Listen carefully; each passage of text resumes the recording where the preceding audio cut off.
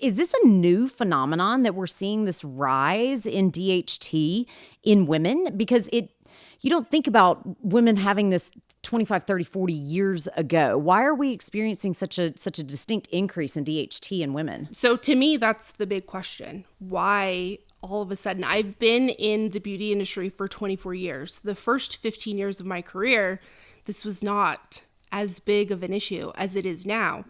Anytime you look up hair loss on the internet, if you're looking for pictures to compare, it is all, or the majority of them are women bent over showing their part. I mean, it's this true female pattern baldness, which also, just as a side note, to give you a true idea of female pattern baldness, look up the Ludwig scale for women. This will show you a diagram of what it looks like when it first starts out and what it can progress to.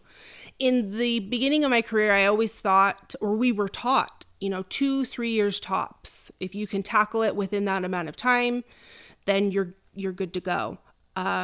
Which was always so devastating because you had people that were noticing hair loss and were afraid to mention it or just hadn't reached that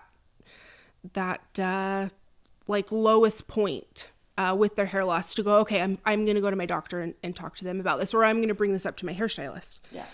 So then you had people that were beyond that 2 to 3 years and they thought it was truly devastating. Now the rule of thumb is 10 years. So there's a whole process where DHT will lead to miniaturization in the follicles. So this causes shrinking in your hair follicles and you lose terminal hairs. These are terminal hairs and they're replaced with vellus hairs, which is like peach fuzz. If you have a man that has male pattern baldness, he has the cul-de-sac that's going on up top, like he's completely bald up here. If you were to shave his head with trimmers, there's hair there. They're vellus hairs. So he's not completely bald. There's still hairs that are growing.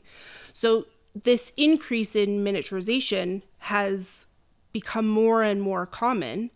I would say within the last 10 years, you have this 10-year period of, okay, the follicles are miniaturizing. After 10 years, there's an issue with the muscle in the follicle called the erector pili. It will hold on to the hair. It's what gives us goosebumps. Yep. Yeah.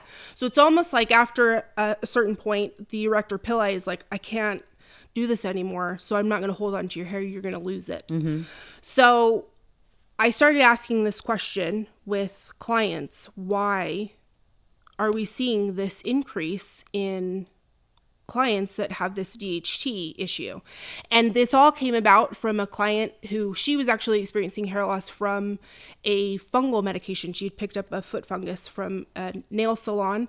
It was a pretty serious medication. She had to be on for 4 months. Oh, the oral antifungal drugs are no was serious. joke. They are no joke. I mean, they Yeah. have so many side effects, so many drug interactions.